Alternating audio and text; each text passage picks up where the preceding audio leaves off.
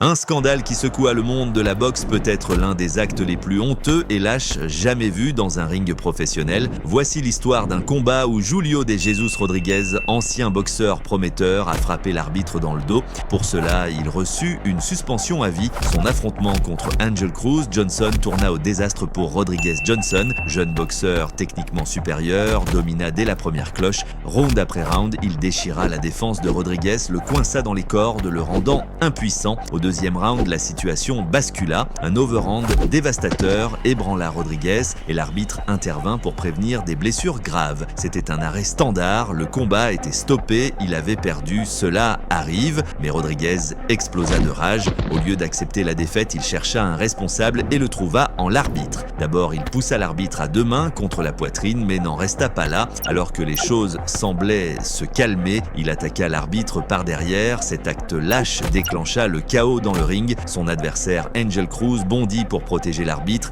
et se jeta sur Rodriguez poing en l'air. En quelques secondes, le ring se transforma en bagarre générale. La foule était sidérée, l'affaire prit une dimension internationale. La décision de l'arbitre était-elle une erreur, peut-être trop rapide? Mais frapper un officiel détruit la réputation d'un boxeur, il n'y a pas d'excuse. Un professionnel doit toujours montrer respect et sang-froid. C'est pourquoi cet instant devint l'un des plus scandaleux de l'histoire de la boxe. Un combat où le sport cessa d'être sport et où le ring devint chaos. Cela montra à quel point la frontière entre compétition et perte de dignité est mince. Et vous, qu'en pensez-vous? L'arbitre avait-il raison d'arrêter le combat?